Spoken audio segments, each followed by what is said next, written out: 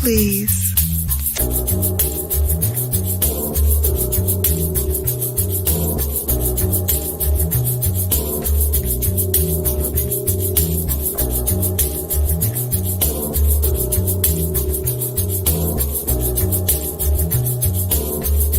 Hold, please.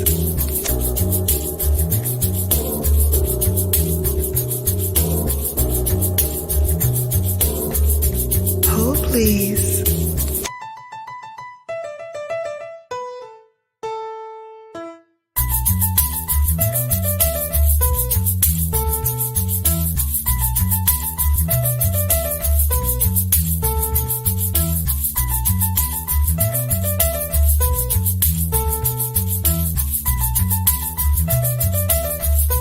Hold, please.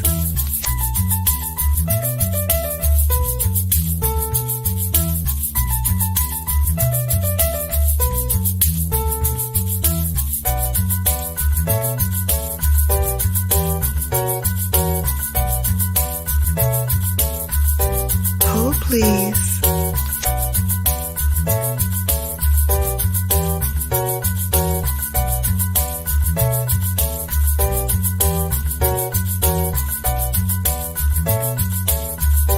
Hold, please.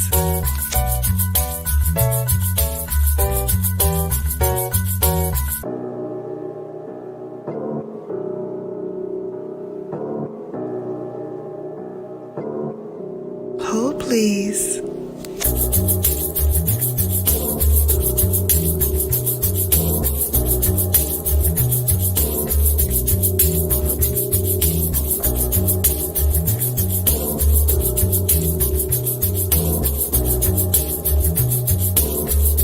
Hold, please.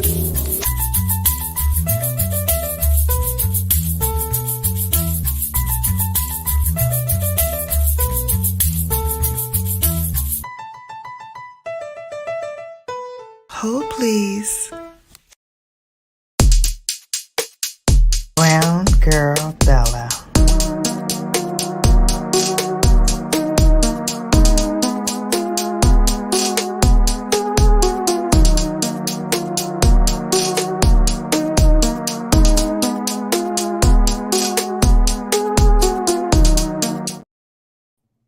Hi, babes. Welcome back to my channel. It's so good to see you all. Hello, hello, hello. Welcome, welcome, welcome. Oh my goodness. I am so excited about our Ask the Doc series. It kicks off tonight. I have my wonderful, amazing, smart, and talented soror, who is a doctor, pediatric doctor, and she's going to be talking to us all about the feet, honey. We're going to start with gel pedicures because we need to know what we need to know, ladies, right? We need to get summertime fun from the toes all the way up, and she's going to get us straight. And if we have time, she has another presentation that I just begged her if she would kindly walk us through again, because that also is very timely to what we will be discussing tonight. So before we do all of that, you know, I got to do this, which is welcoming all my babes to the building. Who we got in here?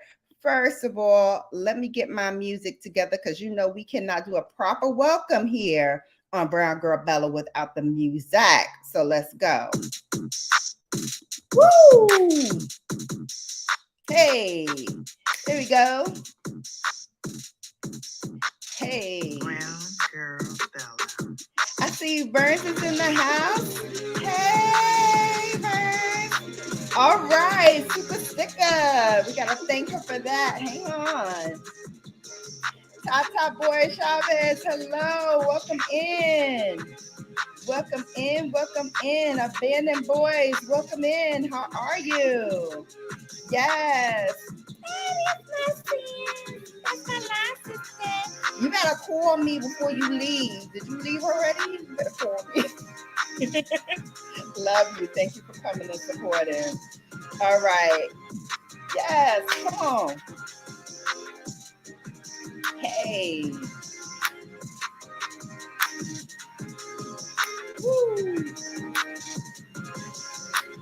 Yes, come on.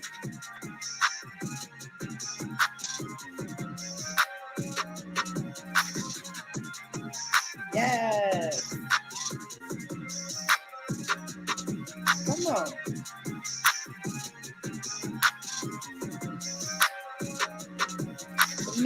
Welcome in, everybody. Let's get it. Let's go. Hey, hey, come on through. Welcome in. Welcome in.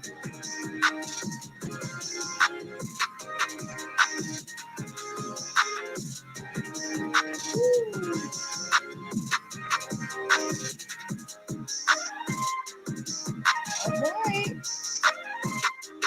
Hey, I love it.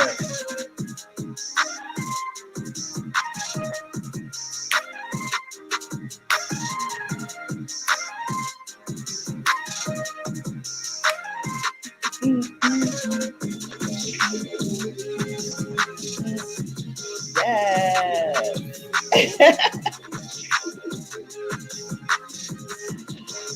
Yes. You like the beat, Abandoned Boys? You know, we got some beats over here. We got some beats over here. Welcome in. Welcome in. Come on. Come on. Yes. All right. Thank you all. Thank you all for coming in. More are on the way, I am sure. But let's get started with Dr.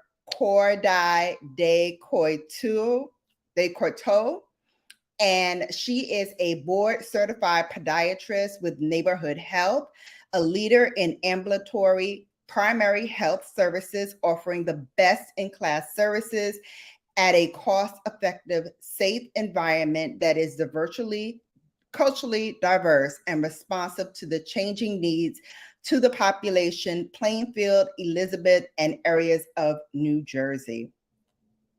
Dr. D, as I love to call her, graduated from the University of Miami, Florida on a full academic scholarship, no doubt, and was initiated into Alpha Kappa Alpha Sorority Incorporated's Iota Nu chapter in 1996. Yes, 1996. Got to find out if it's spring or fall, because you know we all about the 96 here. She attended the New York College of Pediatric Medicine and did her residency at St. Barnabas Hospital in the Bronx. Shout out to the BX, being the first African-American pediatric surgeon resident. She received several awards for her work in the community, such as a congressional certificate from Representative Charles Rangel and the Heroines of Excellence Award this past September for WBLS's DJ John Quick's Foundation. She is an active member of her beloved sorority, mine too, Alpha Kappa Alpha Sorority Incorporated, and she is a member of a graduate chapter in Montclair, New Jersey. She co-founded Sisters in Podiatry, a Facebook focus group dedicated to women of color in podiatry across the country. She is also a founding member of 𝕊𝕦𝕡𝕒 a group created as a safe space for Black female medical providers to gather and empower their communities with health education. She was also diagnosed with breast cancer in December of 2019, but she turned those lemons into lemonade. Dr. 𝕊𝕦𝕡𝕒 has become a breast cancer advocate, influencer, and public speaker. She created Talks with Dr. D, which is a virtual platform that focuses on all things health, wellness, beauty for people of color affected by breast cancer, their caregivers, and also their supporters. You can find her on social media at Talks with Dr. D. Without further delay, let me bring up the woman of the hour, my boss babe, Dr. 𝕊𝕦𝕡𝕒𝕒𝕒. Hi. How is everybody tonight? We are good. We're good. The chat is just blowing up already. Vern said, God bless you, sister. Thank you so much. Thank you. I really appreciate it. Yes, you're getting You know, fires, you're getting hearts and butterflies. Hey, Heartbroken Vlog, welcome in. 100. Yes, Abandoned Boys. Yes, yes. All right. So let me know when you are ready, Doctor, and I will pull up sure. your presentation. I'll say a couple of things. So it's a pleasure to be here. I am Fall 96. Ah, The that's okay. That's illustrious okay. the Alpha Kappa Alpha Sorority Incorporated and in graduate chapter in Montclair and Omicron Xi Omega. My name is Dr. Cordai Decoto, and I am a board certified podiatrist. I'm an advocate for breast cancer awareness, and I will see anything and everything from me at Talks for Dr. D on all social media. But tonight we're going to focus on my daytime job, what pays me, and that is the podiatry part. And so when Shannon asked me to do this, I was like, sure. I love to see people looking right. As my pastor, to God rest his dead, Reverend Calvin Obutz III from Abyssinian Baptist, Yes. I used to tease him when we'd have church barbecues. And I remember sometimes people would come up and hide their feet as we were talking. And I'm like, focused on my rib or my, piece of chicken. Like, why are they doing that? And then I realized they know I'm a foot doctor and they're have something to hide. Or I would get that later and people whispering. And so I would always laugh and tease him and say, isn't there a scripture for that? And he said, sandals is a privilege, not a right. And I've never forgotten that. It's been the joke ever since. Wow. So I'm excited to do this presentation. And if you're ready, Shannon, I'm ready. I am ready. Okay, so let's present it. Let's share my screen. And here we go. Here we go. So yes, I joined a federally qualified health center under Dr. Carrie Powell, who's our Greek sister. She's of Delta Sigma Theta, and to create a podiatry department. We're located in Plainfield, Elizabeth. We accept all insurances and the underinsured and uninsured. And that's one of the reasons I was excited to join, to be a part of that. I have privileges with St. Barnabas Hospital. I have privileges also with Trinitas Hospital. So, and hopeful, and just appointed privileges I found out this 2 minutes ago with JFK Hackensack, which is in Edison. So there we go. So next slide. Yes. So that's the anatomy of a nail. Everybody, we want to be cute this summer, showing our best. And, so we've been talking about, people keep asking me about gel pedicures, and I had opinions about them. So first you see that you have your proximal nail fold, and that's when you want your pedicurist not to be too aggressive as they start pushing back your cuticle, which you can see sometimes, you can cause infections, you can cause spaces, you can cause nail damage. And you can see that the nail, if you look in the cross section, the nail doesn't have that much space from the bone. So if we're getting this nail infected, how close are we to the bone, which could be a lot of problems. And the nail bed, which is that cushy pink stuff underneath the plate, if that's damaged, then your nail will not grow well after that. If the nail is infected, then that has to be treated, not the nail itself. Sometimes people think that only works, but if the nail bed has the infection, then we have a problem. Next slide. So gel pedicures is a use of gel on the toe, and it's cured by UV light, as many of us know. It lasts for anywhere for 2 to 4 weeks, depending on how good you are taking care of your feet. Next slide. So the steps, usually some people will soak, some people will use a nail file, some people use a nail drill to get it off. And the cuticle is, pushed back, and they buff the nails to be smooth. And then, they do the steps of a regular pedicure, and then you sit under the UV light. Next. And as I said, of how it can last. Next slide. And we talked about how to remove it. Sometimes, oil, the famous oil they like to put around the cuticle. But again, it's either soaking it, drilling it, filing it, or a combination of the three. Next slide. So the risk, this is why people ask me these questions. Nail brilliantness. The fact that you are A, soaking your feet in acetone for a while, B, those who use that aggressive nail drill can cause your nails to be brittle. Your nails can peel and crack. And repeated use of using UV light can cause skin cancer. People of color have a higher risk of skin cancer, squamous cell carcinoma, than any other group when it comes to the nails, and therefore, and the palms of our hands or the soles of our feet. So that's one of the big risks that we're seeing with gel pedicures. Next slide. So again, other risks, changes in the nail plate. If the nail plate is damaged, that's one thing. But if the nail bed is damaged, now it's a permanent thing, as we saw that squishy pink tissue underneath. Some people have experienced allergic dermatitis or burning and itching, and they're like, what is going on with my foot? You're having an allergic reaction. And as I mentioned, skin cancer or squamous cell carcinoma, and even burns. Some people are very sensitive. I know that they have the UV gloves, and I'm sure they have the UV socks at this point, but you still have this portion exposed, which can cause burns. And of course, if they're not clean practices, nail fungus. Next slide. So that's a picture of somebody who has removed on her hands all the nail gel. And you can see the damage done to the nail plate and some of the irritation around the skin. Next slide. Gel can be held. So this is someone who's having a cellulitis or a bacterial infection because of either poor, nasty practices, or they're having an allergic reaction, dermatitis, which is the reaction to the powder or products that are used with setting the powder. Next slide. So that's a healthy nail to the left. The right shows yellow discoloration, which can be trauma and or infection.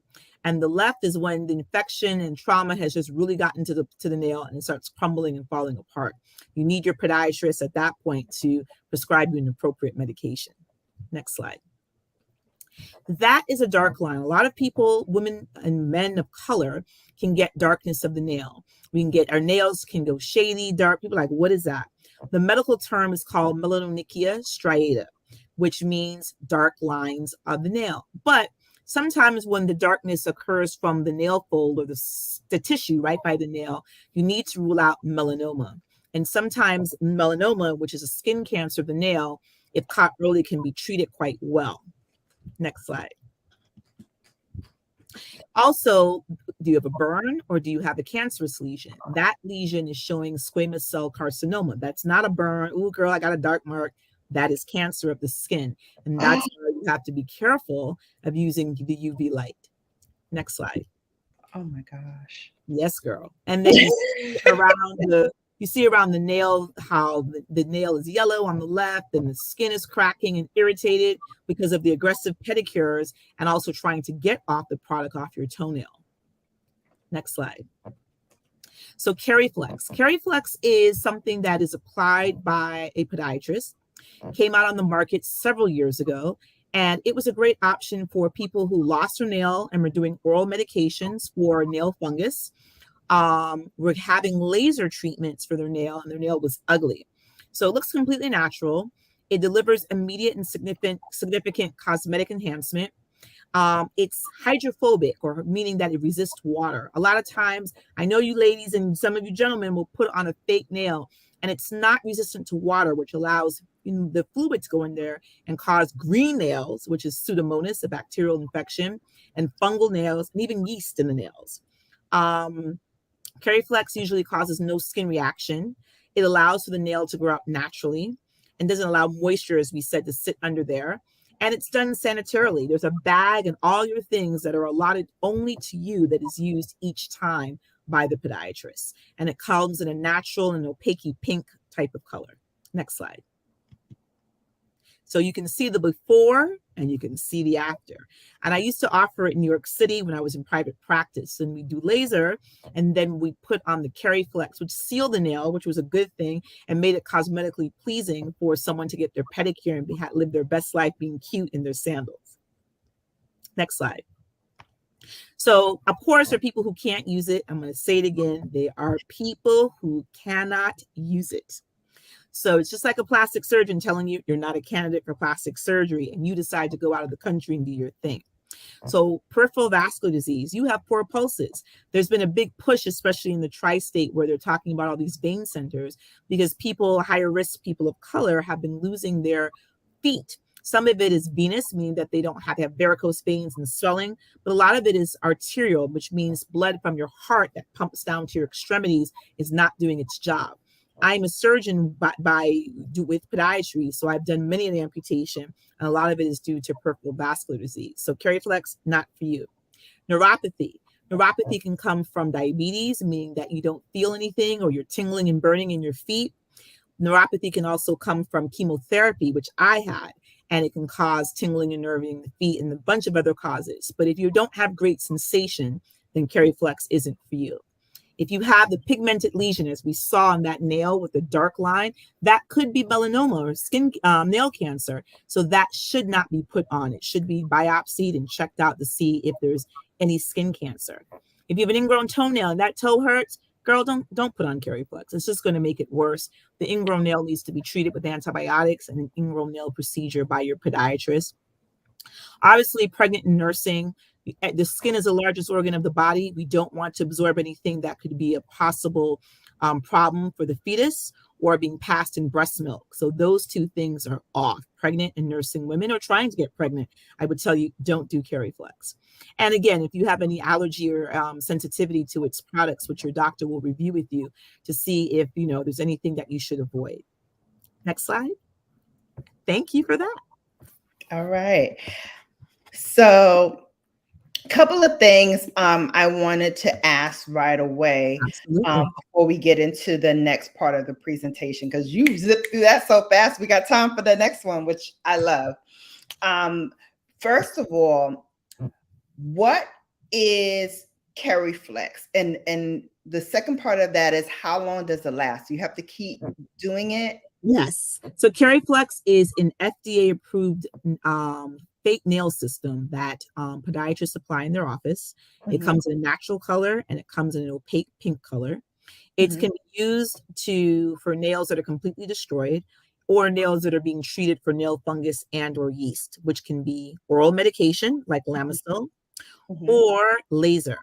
It has to be applied in a podiatrist's office. It can last for 2 to 4 weeks. And again, the contraindications are people who can't use it: poor circulation, poor sensation, which is neuropathy, infection of the nail, suspicious lesions of the nail. Like all of a sudden your nail has this big stripe. It should be checked to make sure there's no nail cancer. Infected nail, like ingrown nails, where you're, painful around there. And anyone breastfeeding, pregnant, or trying to get pregnant, that's a contraindication. And obviously, if you're allergic to any of the products, which is a lot harder, you should speak to your podiatrist and let them read you out the products. And also that doctor should ask what you're allergic to see if there's any cross reactivity. Okay. And I also wanted to ask in regards to the UV ray, and I actually did a story on this for my channel, but does this also apply to the fingernails too, correct? 100%. Okay. So when you are getting these things, what kind of things should you be looking for in terms of I would recommend the UV gloves. I would recommend before they put your hands in there, you put on some type of sunblock. The only problem is that you can't sunblock your nails. And as I mentioned, people of color have a higher risk of nail cancer than any other group. I mean, if you have a lotion or oil on the nail and you're trying to apply a product, it's not going to work. So that is unfortunately the part that's exposed that you take the risk on. Now, am I talking about an occasional pedicure or manicure? No, I'm talking about our die-hard UV gel users. Those are the people that need to take caution when doing these types of cosmetic nail enhancements. Okay. And what sort of things should you be looking for once you decide, okay, I am going to go and get a gel manicure or gel pedicure? What sort of things should you have your eye on when it comes to like places you frequent or go to? I keep telling everybody, you get what you pay for. No cheapy weepies. Number one, are they using and then cleaning out? I see abandoned boys. A lot of places now use the shower cap that goes over the foot basin. Yes. That's a great protectant. Is your salon using soap to clean out the foot basin, or are they using a true disinfectant? Soap ain't doing nothing. a Right. true disinfectant, because otherwise you're picking up the last client's whatever they had, now you have, which can be Exactly. anything from a fungal infection to warts to bacterial infection. It happens. Mm-hmm. Does your I know that everybody loves to see the instruments in the purple light, but that doesn't do as much. Are they soaking their instruments for 10 minutes and then putting in the light? Or even better, the better salons even have an autoclave, which is an oven that's a true disinfectant. We use it in medicine. If they have that, then you know they're opening a pack, then you know that pack is completely clean for you. Some people, I say, bring your own stuff, nail polish and or supplies, which some people do as well, because you know it's yours. And you Exactly. can clean it yourself by soaking it in alcohol for about 10 minutes and just letting it dry on paper towel. And you know it's yours, you know it's clean. Okay. Also, when it comes to pushing back the cuticles and using those cuticle cutters, I've heard mixed reviews. Some people say only push them back. Some people say, yes, you can push them back and cut them if the materials are sterilized. What say you, doctor? The thing is that some people have very thick cuticles. So pushing them back is just pushing them, top pushing. So I understand, but sometimes the aggressiveness of cutting it can cause you to have an infection. Sometimes the overcutting of the cuticle can cause, because your cuticle is a protective layer, your body is going to build up double the amount to protect itself if it's done too aggressively. So I think that I'm more team push back the cuticle, but then again, you have the pedicurists who are aggressive pusher backers, for lack of a better medical word, and that causes its own problems. So I think it's technique, but my preference would be pushing back my cuticles. I don't like anything cut. Okay. And when you are going to see a podiatrist, how often should you go? Depending. If you're a diabetic, that usually and a healthy diabetic, notice what I said, Yeah. healthy diabetic, then you probably would see your doctor maybe twice a year or quarterly. If you have issues as a diabetic, I mean, it can depend. It depends on what I'm treating you for and what I'm looking for and how close tabs I'm keeping on you. And again, non-diabetics, depending on what we're treating, what we're looking for, and what have you. But every diabetic should be seen by a podiatrist. It's part of the national guidelines. I work for a federally qualified health center, Neighborhood Health, and every primary care doctor, if there's any on here, know if you're diabetic, you're seeing the eye doctor, you're seeing the podiatrist, you're seeing the dentist. Those are the big three that you need. And if there's any other problems, for us, we'll send you to vascular if need be, circulation issues. Your doctor may send you to cardiology if need be, GI, depending what's popping up. But foot loss, limb loss is high. And, the podiatrist, we're trying to prevent that. Okay, no problem, Burns. So when you are going and you're getting these pedicures and stuff, we talked about, making sure that the place is clean, making sure that they have the plastic over the bin. What about the nail polishes? Is that any issue? Getting the nail polishes that are there versus bringing your own? I know, like when people did SNS during COVID, that was a concern because they were like, I don't know how nasty you are and what's going in there. I don't think anything beats having your own nail polish. It is better for you because it's yours versus it's been on 10 people's nails, but God knows what, Right. So I forget. I mean, we're human. Sometimes I go in there, I'm like, okay, I like my salon in West Orange, New Jersey, and they know what I do. So of course we're going to take it to the next level, but I prefer to bring my own stuff because it's mine. I know where it's been and how it's going. Right. So if you're going to get gels and things of that nature, you would bring it yourself as well. Yeah, bring your own, if you like your cuticles nipped, bring your own cuticle nipper. If your cuticle pusher backer, for lack of a better word, bring that. Nail files, it's yours. And then, let it soak in alcohol for 10 minutes and let it dry. And you get to go. Okay. Awesome. All right. So let's get on to the next part of our presentations. Let me pull that up.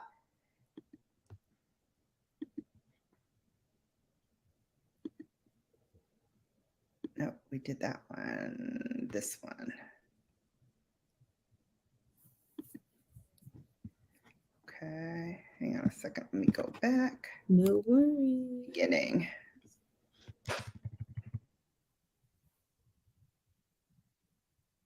All right. We're all ready. Here we go. So whenever you are ready. I am ready. Let's get it. All right. So that's my background, as you guys have heard. So I will not bore you with that. Um, Diabetes. So what is diabetes? It's when your body isn't able to take up that extra sugar. And Lord knows, I'm a chocoholic. I like carbs. I've been recently diagnosed with prediabetes, so I'm changing the way I eat, joined E2M. And I've realized by eating healthy how much carbs and sugar I was addicted to and love. Next slide. So you eat, you break down the food, it goes, carbohydrates are your breads, your rice, your pasta, and sugar. People have to understand sugar is a simple carbohydrate. When a diabetic is low in sugar, you can give them an oral tab. It's just pure sugar and it pops right up. So think about drinking soda. Think about drinking all those, latte, macchiato with extra syrup and truffle, whatever. When glucose is in your system, it needs help, which is to get to its final destination. And that key is insulin. And so type 1 diabetics don't make any insulin or barely make insulin. Type 2 diabetics are not making enough because usually weight gain is associated with type 2 and or genetics. Next slide. So all the yummy things that I absolutely adore are sitting in front of us. The cake, the brownies, the waffles, the croissants, the muffins. Cinnamon rolls. Girl, the cinnamon roll right there. Girl, okay, the eclairs. Next slide, because we're getting hungry now. So you have 4 types of diabetes. Type 1, it is like an autoimmune disease because your body's attacking yourself. The insulin-producing cells, which are in your pancreas, are pretty much destroyed. And 10% of the population have type 1, and they're on insulin every day to survive. Yeah. Type 2 is when you don't make enough. And usually that's the most common type of diabetes. You hear sugar diabetes. Your parents or grandparents had touch of sugar. It is diabetes.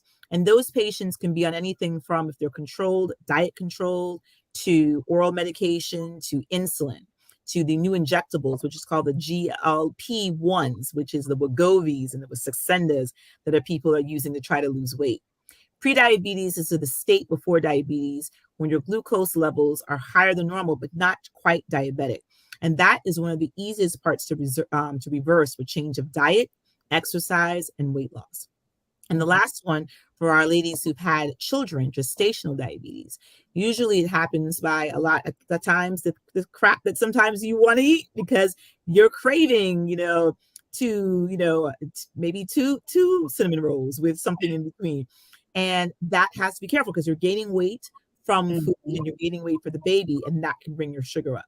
Some people, with having given birth, gestational diabetes can go away. Some people, if they don't lose weight, they go into full-fledged diabetes. So that's something to be careful of as well. Next slide. So 34.2 million. There's about 300 million people to say in the US. 34.2, that's 1 in 10 have diabetes. It's just that common. A lot of times we, being of African American and Latino descent and Native American, higher risk. If you have a family member, higher risk. If you're overweight, higher risk. If you're a male, higher risk.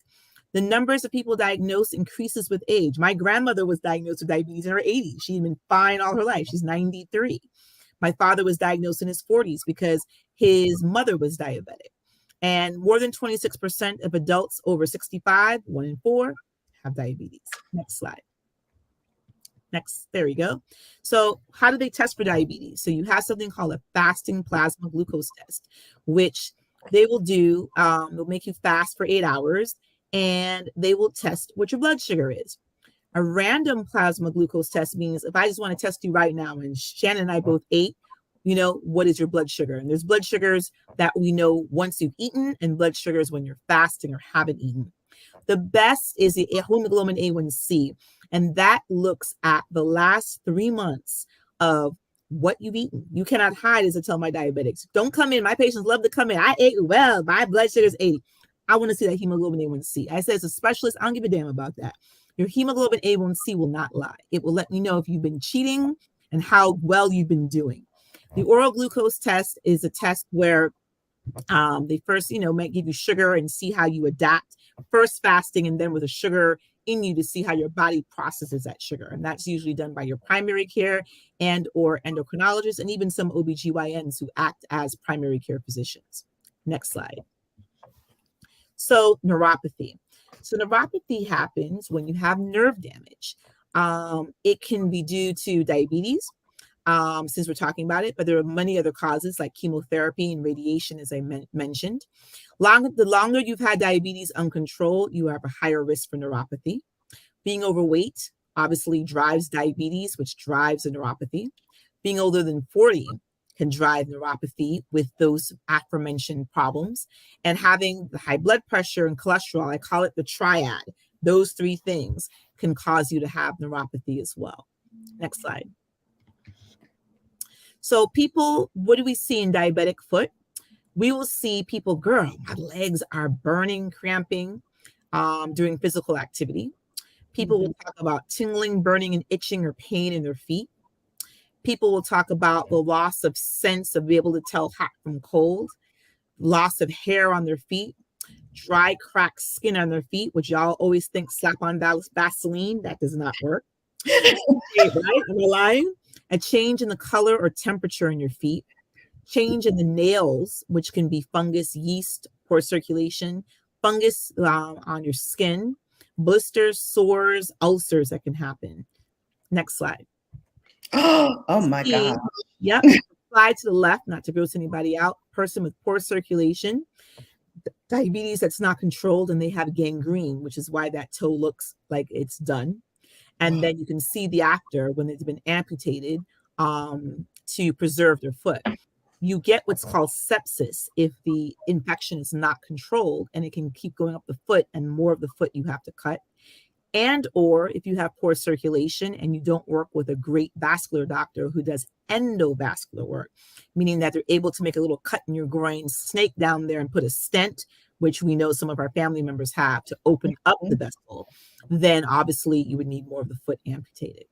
Next slide. So I do all these surgeries that you've seen, and that is, some people are like, oh my God. But if, again, back in the day, they used to just cut your leg off. Now we're with the limb salvage team, which is usually the podiatrist and the vascular surgeon, and obviously endocrinologist and the primary care doctor. This person is still able to walk with a diabetic shoe, what's called a filler, so that it makes them mimic that they have toes and not lose their leg. Walking with a below the knee amputation is not impossible, but wouldn't it be nicer to have your leg than not have your leg? Right. Next slide. So, as we talked about nail fungus, the medical term is 𝕊𝕦𝕒𝕟𝕜 or onychomycosis, which is caused by dermatophytes or yeast. We tell everybody, spray your shoes out. Everybody, when you've been sweating in those shoes, take Lysol and spray them out. Make sure when you shower, just don't slap the mat as many people do. Dry in between your toes and the bottom of your feet. Moisture, particularly in a sock, which some of us love to sleep in, or in your shoes, creates a warm, moist environment for fungus to grow. And obviously, dirty nail salons are one of the culprits as well. So I made sure that you can see that. That is not old age. Yes, you can get dark, thick nails with, as we mentioned before, with color pigment, but the nail has changed in shape. So is that infection? Is that due to poor circulation, which can look like that as well? We would do a biopsy to see what do you have and what's best to treat it. Next slide. So fungus treatments, there are only 3. Topicals, which is cyclopirox and Jublia. And you apply it once a day. You remove it at the end of the week. Take a nail file, buff the nail, and reapply it. And it's got to be applied daily, which people suck at. And so the cure rate is 30 to 40%. Why? Because you may have more aggressive fungus. Why? Because you forget to use it. Side effects, ingrown nail and rash, which is usually less than 10% of patients. Next slide. Laser, which I used to do in the city, nobody covers it. So don't go crying to your doctor. It's not a coverable service. The prices can be as cheap as $100 to $1,000, depending on who's doing it, how many treatments are necessary, and how many nails are affected. 60 to 70% effective rate. And the only side effect is if you get irritation from the actual laser. I've only had one person that I know of ever say, oh my God, this is bothering me. Most people are like, I don't feel anything. I'm fine. Next slide. And then the famous oral medications, which are Lamisil and Sporanox. And it has a 70 to 85% success rate. Side effects: rash, tummy ache, headache, even chest pain that can happen in about 10% of patients. Patients with normal blood work, which your doctor does, most patients from the ages of 12 to 80, if they are stable, can be on this medication. The absolute people who can't are pregnant, breastfeeding, and trying to get pregnant women. People who have liver disease, they have a fatty liver, they have hepatitis, that's not for you. Recent heart attack or stroke, not for you. And patients who are alcoholics or people who like to drink, because while you're on this medication, you cannot have your wine, you cannot toast it up, your Cavassier, you can't have some Casamigos. There's no liquor, because it can cause a drug-induced hepatitis or inflammation of your tummy. And I've had patients try me. They'll try it once, even twice. But that third time I'm getting that ER call, and my face is like, and the ER doctor's face is like, I know you told them that. I'm like, oh my gosh. Because they don't listen. So if that's something that you want to do, realize that you're alcohol free for 3 months. And then we recommend 2 weeks after your last pill to wait before drinking any alcoholic beverage. And your nails from the base to the tip take 6 to 9 months to grow out. So coming to your doctor now, nothing's happening for the summer. The best time to treat nail fungus, I tell people, is in fall, so that you're ready for summer, because now it's been treated well and your nail has grown out. There's nothing that speeds that process up but the good Lord himself. Next slide. Yeah. So skin fungus is where, funny story. My dad, I was like, Dad, your skin is dry. I think you have fungus. And I think in residency, he was like, well, if you know so much, let me see you treat it. So I did, and then everybody knew that I was the best doctor ever. So I am my father's podiatrist, and a lot of times fungus can look like dry, scaly, dry skin, patchy. You think it's just dry skin, and y'all slap on Vaseline, or you use a pet egg, or you go to the pedicurist and you tell them scrub that off, and it's not going away. You're making it worse because you're causing little cracks in the skin for fungus and bacteria to enter. So as I say, if you're seeing skin that looks dry and scaly and you're like, it's not going away, see your doctor. You usually need a prescribed topical to get rid of it. And prevention, avoid moisture. Don't sit in moist socks if you sweat a lot. Change them daily or twice a day. Spray your shoes out at night with Lysol spray. Let them dry overnight. And dry your feet coming out of the shower or bath. Do not slap the mat. Really dry in between there. If you're not flexible, sit on the toilet. Dry in between your toes and the bottom of your feet. And again, nail salons, cheapy weepies. If they're not using their clean practices, as we discussed, you will pick up nail fungus or skin fungus. And you can see that's when people think they have dry skin, right? Most of us are like, girl, no, it's not. And then in between your toes, you can get it looking white. That's at a more moderate to severe stage, but they definitely have skin fungus. Oh my gosh. Yes, ma'am. So now we know what it looks like, so we know what to do to get rid of it. Yeah. Next slide. So skin fungus, there's so many antifungals. Some of my preferences are cyclopirox and naphthafine, because I think they're the strongest ones that work well. A lot of some of these insurance, especially with an HMO, don't like to always give it, and they use ketoconazole, which is okay, but not my preference.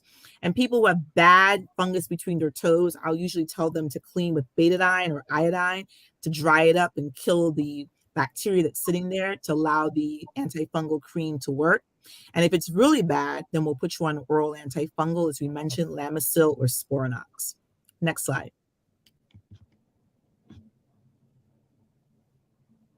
So hammer toes. Everybody and their mama want to ask me about corns and all these things. I've been published for doing cosmetic incisions where people of color tend to scar more aggressively than our white sisters and brothers. And so some of the traditional incisions were straight up and down or across the joint.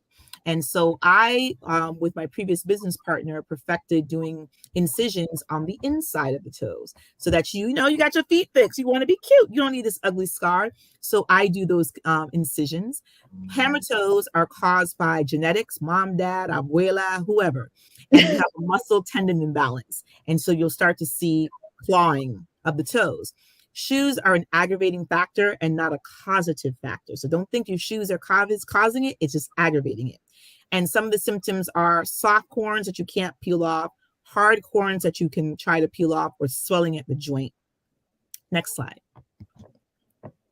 So you can see this man has the hammer toes. Hammer time is going on.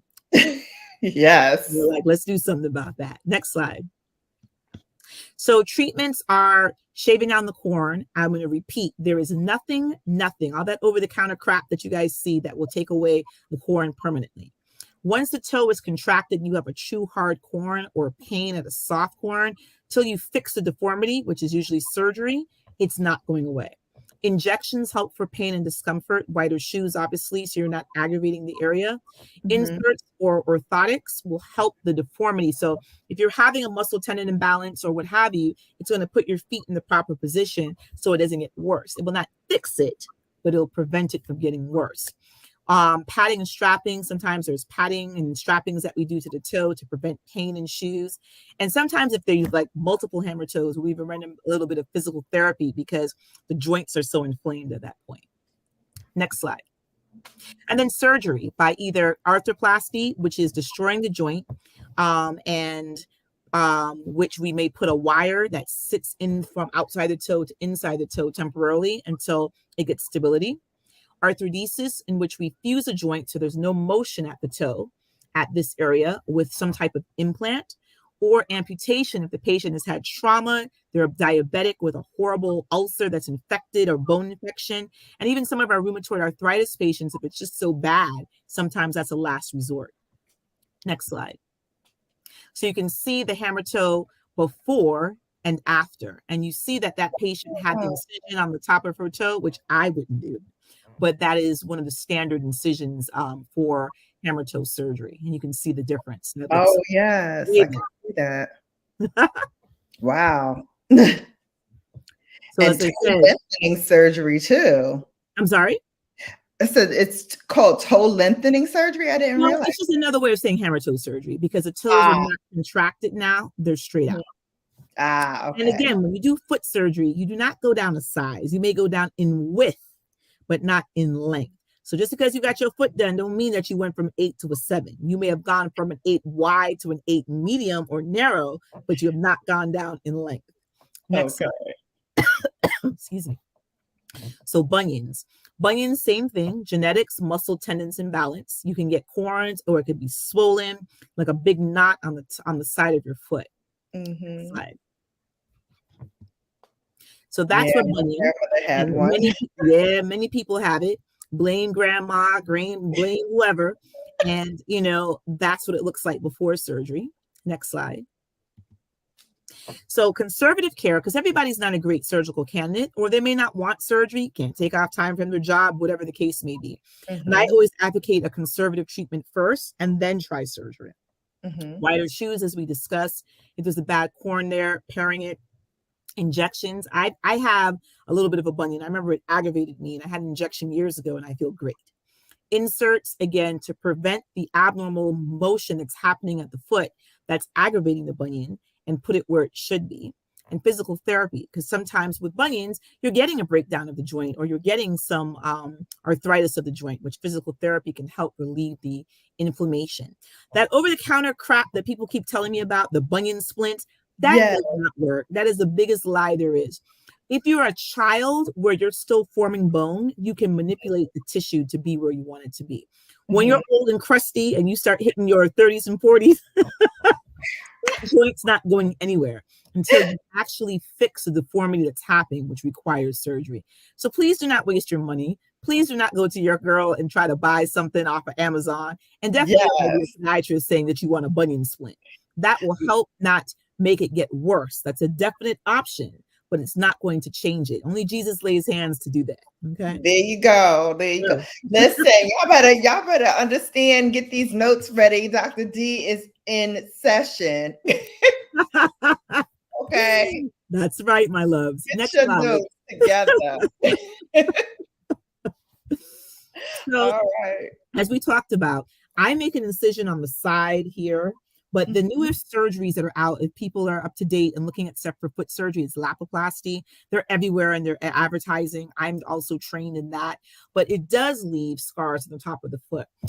I think there's very good stability with the procedure, and you can weight bear a little bit earlier than the normal traditional surgeries, which is why people like it. But again, if you're prone to thickened scars or keloids, that may not be the option for you. Okay. Next slide. And that's what we're talking about, the Lapiplasty, which is everywhere right now. You can go through the next slide. So basically, you're fixing it in 3 dimensions to make it straight, which you see in that slide. Next slide. And that's what's in your foot. For bunion surgery, the majority of the time when you're in your 30s and 40s, you do have some kind of hardware, pins, a plate, screws, or all of the above to correct it. And that's the 3D bunion surgeries, which is the newest technique in bunion surgery. Next slide. And we're done. And I'm all about questions. Awesome. Listen, we got so much info tonight. First of all, if you're in the chat, welcome those who came in. I see a couple of people came in since we were talking. I was, in presentation mode, so I wasn't able to say hello to you all individually. So let me take a little bit of time to do that. I saw birds. Yeah. Okay. So Vern said her son has diabetes, and they took parts of both of his feet. Yeah. So you probably, I'm assuming, Vern, that he probably had the transmetatarsal amputation where they cut across. And then based on that, if he is a great podiatrist, he should have diabetic shoes or sneakers with the fillers, so it mimics the toes that he lost, so that hopefully he can walk just as comfortably as he did before, and that he's seeing his podiatrist regularly. He's seeing a nutritionist to make sure that his blood sugars are controlled. He's seeing an endocrinologist to make sure his hemoglobin A1C is under control as well. If not, he needs all that to make sure that he lives his best life with his legs and doesn't need further amputation in the future. There you go. I see Point Blank Experiences here. Hi, Rod. Good evening, BrownGirlBella and Dr. D. Good evening. Good evening. All right. Bern said the petty egg. I didn't even remember that the petty egg was still out. You know how many people I've seen come in the office with their foot torn up with this petty egg? We had somebody come in and she just had cuts all over her foot as of the petty egg. She was like, yeah, doc. I'm like, oh my God. So yeah, let's petty egg go. Should you be shaving that stuff down? I've been doing the pumice stone. Pumice is better because it doesn't cause as much cuts. But again, do you know if it's dry skin?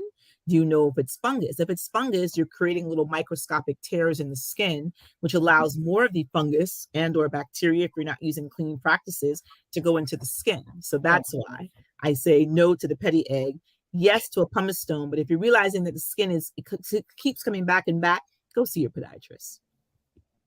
Gotcha. Abandoned boys, yuck. Listen, we have to show you so you know. That's why I put Dr. D up here so she can give it to you real.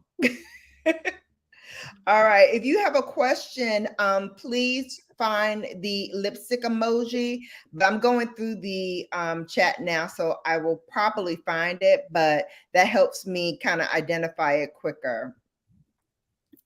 Welcome in another soror. Desiree White says, this is great info. Yes, indeed. Yes. I love it. There's my line, sister. What is your opinion on foot peels? Oh, great question. I've had a foot peel. I liked it. But again, it's not indicated for anyone who has cuts or open wounds or any type of itching. If you have anything going on, that regular stuff, you're going to have a problem with the peel. It's going to go buck wild. You're going to be right in one of our offices saying, oh my God, look at my foot. And then also, what are the sensitivities in the peels? Some of the nicer peels have alpha hydroxy acids, which is good for the bottom of the foot. Some of them have urea, which can be irritating depending on who uses it. So some of it, kojic acid, which is another exfoliant. So it depends on what's being used. You should ask those questions and always do a patch test. If you're doing that at home peels that you can buy sometimes, do a patch test. It's better to know, I have a little irritation and pull it away versus having a whole, problem. We've had a patient come into the ER where they had her feet blew up because she had a complete reaction to it, and that was a whole problem. So be mindful of that. Oh, good to know. Thanks. Okay, that was it for the questions for now. I had a couple of questions that I wanted to ask as well. I know a lot of people are getting into like working out, and I myself have been running on the treadmill. And one of the things that a lot of people are saying now is that they're coming up with these runner feet. So this is feet where, they have the little nasty blisters at the end of their toes. Sometimes their nail would fall off. And I'm like, okay, well, maybe I should power walk because I'm not trying to lose no toenails, trying to lose some weight. I'm trying to just lose weight, not toenails. So the runner's foot. What can you say about this runner's foot? What is it, and how best to, if you do have it, how do you cure it, or is there a cure, or what can we do? So if you start having problems with your nails and your skin, see your podiatrist. That's number one. But part of it is your shoe. Everybody has to understand that you need to use the right type of shoe for the right type of activity. So if you're not a runner, you don't need to be wearing running shoes. If you're walking, buy walking sneakers. If you work out in the gym, those are cross trainers. If you're playing tennis, there's tennis shoes, just like they are if you play soccer, they're cleats. So using the proper shoe. Number two, the fit. Whatever your longest toe is, some people have a second toe that's longer than the first. That's called a princess toe. Then you should be measuring your shoe based on that toe and not your big toe. Whatever the longest toe is. And so if you're a runner, I think you should go to a running shop, because the running shops do have good information to tell you, these are the variety of sneakers, and I can recommend some in a couple minutes, and to make sure you have the right fit. Are you wearing socks? So you're preventing friction and wicking. They have the moisture wicking socks, because you're building up all that juice in there from sweating sometimes. That can be. And so you remember, when you're running, you're doing a fast, repetitive motion over and over again, which is traumatizing to the foot. So if the shoes are not fitting well, if you have foot deformities, you're walking or running on those things that are being exacerbated now.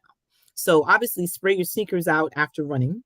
Change your socks. You should not be wearing socks. You shower, again, dry between your toes, dry in between your toes, and making sure that that shoe fits. And anything that feels or looks abnormal, see your podiatrist. I worked with the New York Marathon, probably 10 years or 15 years ago. I'm dating myself now, but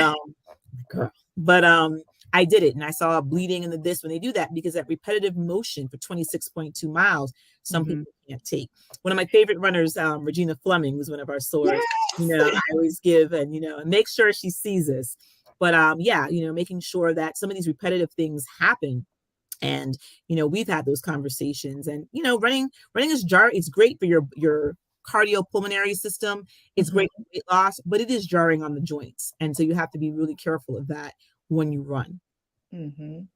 Okay. And then the other question that I had, you were talking about the crack of the heels, things like that. So what are some of the things, I know, going to your podiatrist or make an appointment to see a podiatrist, but what can you do in the interim to help with that? The question is that you don't know if it's fungus or dry skin. And a lot of times when you have cracked heels, can it be dryness? Yes. Can it be poor circulation? Yes. Can it be infection? Yes. So it becomes a precarious situation. I tell people, use a great moisturizer at night for dry skin, if it is dry skin. If it is, one of the easiest things is raw shea butter and vitamin E oil. Put it in your blender, whip it, and apply it. It's a great moisturizer. An exfoliant, sitting your feet in milk. Milk has lactic acid, which is some cheap milk, because I know, inflation these days, but that's a great exfoliant. Anything that has alpha hydroxy acid in it. I'm coming out with a foot cream and scrub with Shayla, formerly from WBLS, and now in 96.7. So that will be coming out for the late fall. So look out for that. That is not a substitute for treatment. That is simply a great over-the-counter option if you truly do have some dry skin issues and, some corns and calluses that you're trying to minimize from coming back. But that's what I would recommend. Okay, awesome. I see there's a question. CV Smith says, if you get monthly pedicures, is it okay to allow them to use the nail drill each time or at all? I personally don't like the nail drill. I think it will, depending on because you don't know, I don't know how gentle your pedicures is, you know? So if they can soak and file with the emery board, I think that would be your better option. Does it Mhm, take longer? Yes. When nail salons are busy, they want to get you the hell out, which is why they use a drill. mhm, I would try to slow down on that so that you're not damaging the nail plate itself. mhm. What do you say about cleaning underneath the nail? I notice a lot of um, nail technicians are not cleaning underneath the nail. The question is, again, you don't want to have them separate the nail from the skin. I've seen that happen. It's very painful. Mhm. And if you're getting a lot of crap under your nail, that's called subungual or under the nail debris or schmutz, for lack of a better word. Why are you building that up? Is it hygiene or is it fungus? Because fungus will cause that debris under the nail. So you can use, you know how they have the brush that you can use under your nails? Yes. Mhm. Again, if you're building all that up, you should see a foot doctor because you don't know why. That's not Okay. normal to build a lot of stuff up. And when you go to the nail salon, it'll be a little bit, I mean, not a big deal. When you're seeing stuff, or you can see it yourself when you look at your nails and you're like, I see all this stuff under there, more than likely you're infected with something. Awesome. Awesome. And then this is great information. Now we all want to get a podiatrist, right? So we all want to go see Dr. D. But but if you can't get there, what sort of things should you be asking for when choosing a podiatrist? Like what should you be looking for? I always tell everybody you want a board certified doctor no matter where you go. Board certified means they've been prodded, poked, and tested. And the elite of the elite in podiatry for our boards is the Academy of Foot and Ankle Surgery, ACFAS. And so there are other boards that you can be boarded in. There's also one for wound care, there's one for primary care medicine, but you want a board certified doctor. If they're doing surgery, you definitely want them board certified in surgery. If they're not, that's not where you want to go. Mhm. And ask your doctor how often do you do this, you know? And because that's a good question. There's some doctors that are doing certain things, several times a week, so it's like because they're used to it, so versus somebody who may do it once a month. So Mhm. that's something to inquire about. And do they have any pictures, or what's their experience, even their complications? What complications do you see? Because the complication is not always malpractice. People think that sometimes things just don't go right. Your body just rejected something, or Mhm. maybe you weren't compliant with some of the things that we tell you to do. Exactly. I've had Like patients like, putting that cream on there like you told us let me to. tell you what happened, doc. And I'm like, oh my God, here we go. So, those are the things that I would ask. So even when I go, people always ask me, Hey, who am Tigray. I, seeing? And I say, I have my own podiatrist, who I see, who's a good friend of mine from our Femmes Noir Medical, which is a collective of Black female professionals in medicine in Northern New Jersey and some in Central New Jersey. I also have I'm the co-founder with our SOAR, 𝕊𝕦𝕢𝕒 out of in Boston. And she and I brought together having sisters in podiatry. So many times people move and ask me questions and say, "Oh, who can I recommend in LA?" And I'd be like, "Go to so and so." "Who could you recommend in Atlanta?" And I can give you somebody who's a person of color, whether they're a woman and or even our brothers too, and you feel comfortable and you know that it's somebody who looks like you, who's going to give you the best care possible. Awesome, awesome. And I love that even if you are not in New Jersey or around the tri-state area, you can actually refer them to other people outside of the Absolutely. area as well. So that Absolutely. is fantastic. Hey, Feminine Melanin, tuning in on the way from our church revival. Hey, ladies. Oh, wonderful. Thank you so much for coming in. A.T. Grace, thank you. Love and light. Oh, wait, hold on, Burns. I owe you something. Hang on. Burns gave me a super sticker at the top of the program. So let me give her a little shout out for that. Hold, please. Money. Hold, please. We got money, honey. Thank you. Thank you so much, Burns, for that. I so appreciate it. Ladies, gents, any other questions? We got 11 bays in the building and we got our doctor in the house. Come on now. We got a doctor in the house. We got to ask Not some for free. Exactly. This is your time. This is your time. I'm trying to tell you. I want to thank you so much for coming. This is the kickoff to my Ask the Doc series. Yes, honey.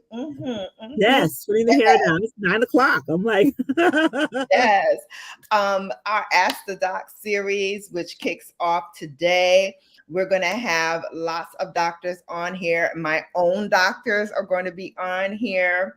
I know.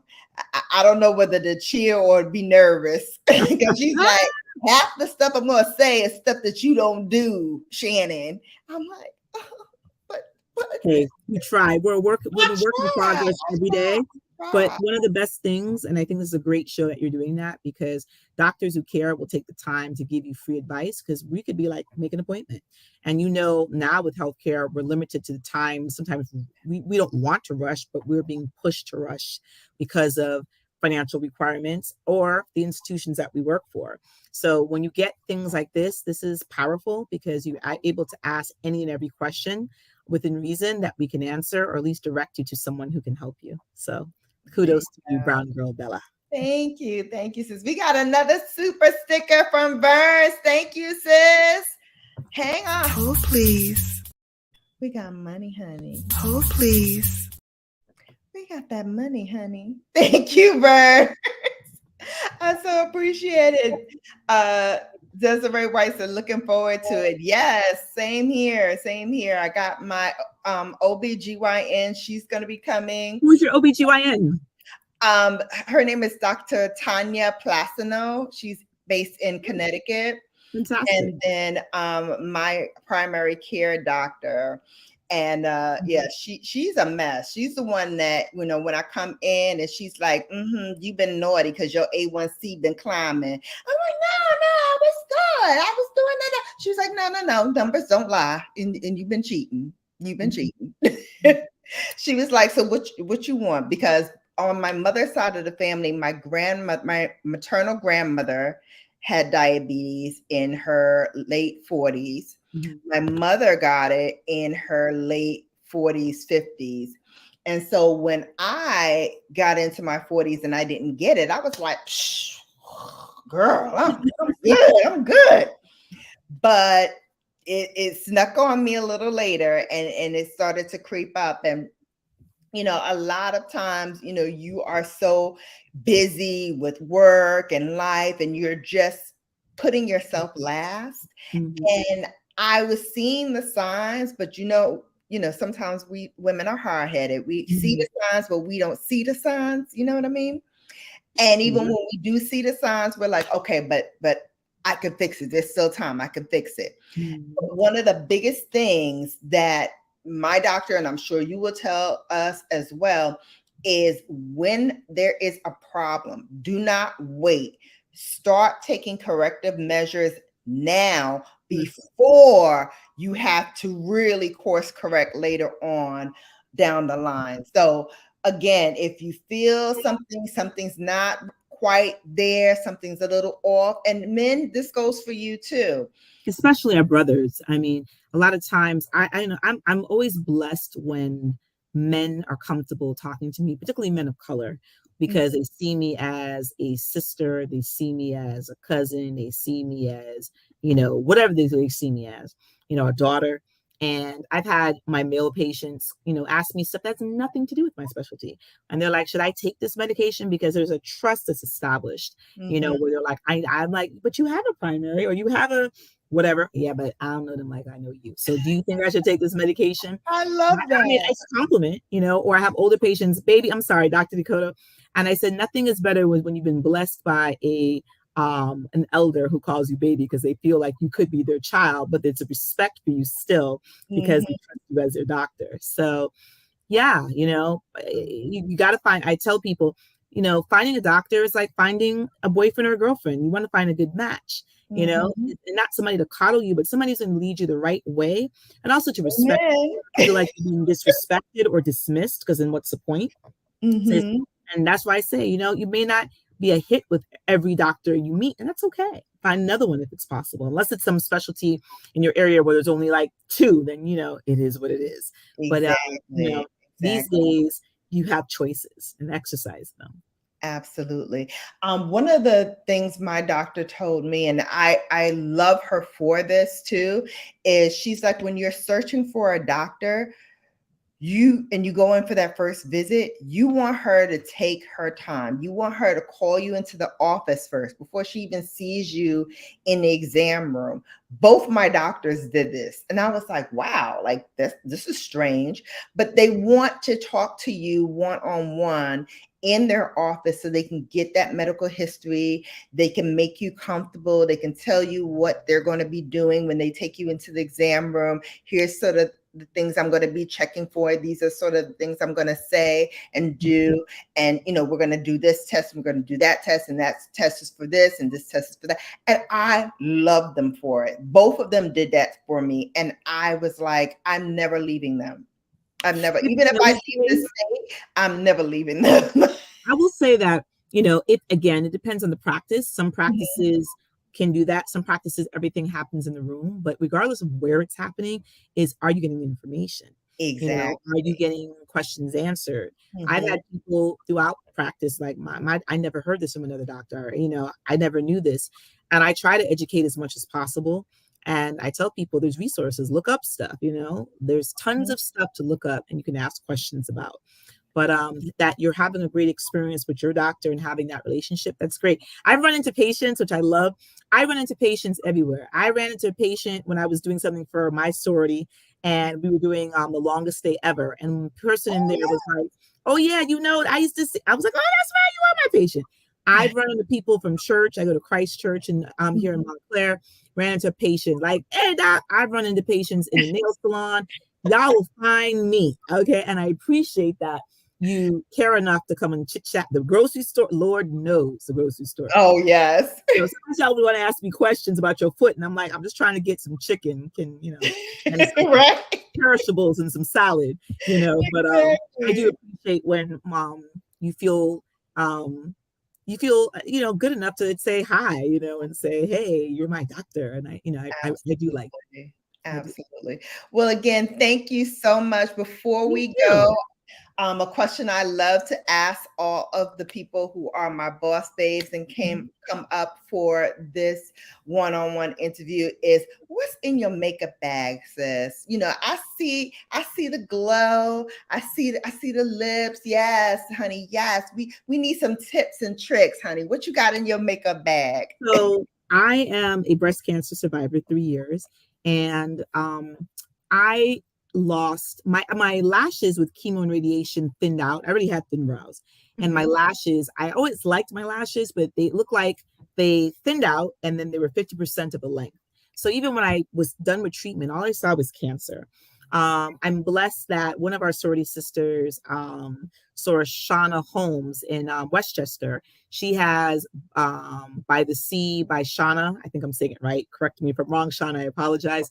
And her business partner, 𝕊𝕦𝕡𝕟 Beauty. So they were great in terms of I did ombre micro shading. As you see, this doesn't come off. And microblading, tattooing, microblading looks very fake and harsh.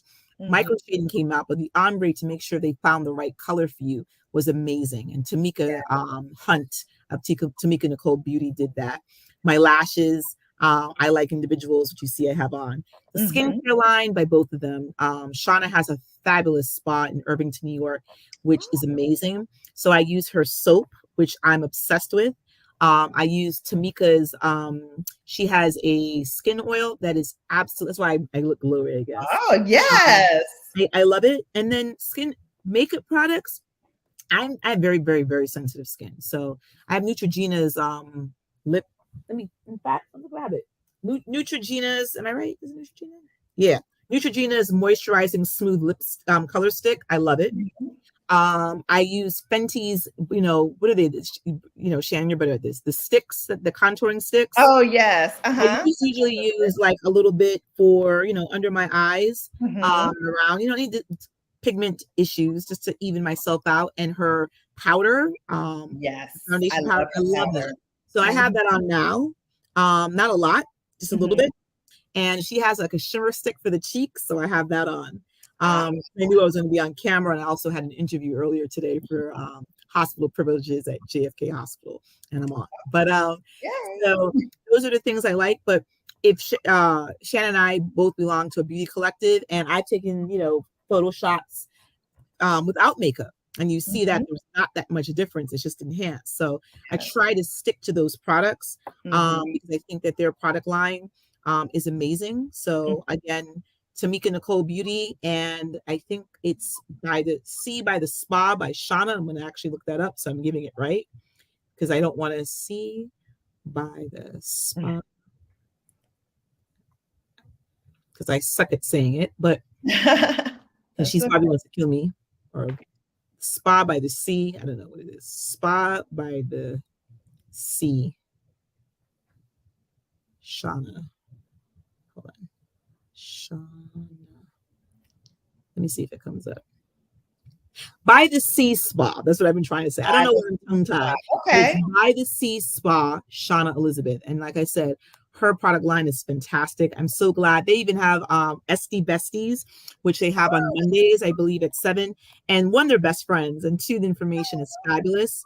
So yes. So now you know Awesome. my Awesome. secret. I got to get them on this show. So Absolutely. we're going to It's talk. fabulous. Yeah, we're going to talk behind the scenes about how I can get them on this show because that would be great. Absolutely. All right. I don't see any other questions, so we are going to let our Dr. D go. But I want to thank you so much for blessing us, babes, with all of this. Thank you to everybody in the chat. We had 11 people here. So that's great, but there'll be more when this recycles. All of my makeup that I've used, which isn't a whole lot today, because I'm giving y'all pre-vacation boho vibes. So it's really glowy and shiny with some lip oil and just one little slap of eyeshadow on. It's a one and done moment for me today because I'm giving you that, I'm about to go on vacation boho vibes. Hence our hair. Hence the hair, honey. Hence the hair. Thank you so much. Are you going to leadership? Not going to leadership. I will. I get to advertise it. So we're having a fabulous event. It's a women's empowerment event on Martha's Vineyard, which is August 10th, Thursday, August 10th. There is a day trip being offered from West Orange, New Jersey as a pickup, and from the State Building in Harlem as a pickup. It's from 1 to 4. It will feature these fabulous women, Dr. Janet Taylor, who is a psychiatrist for Good Morning America.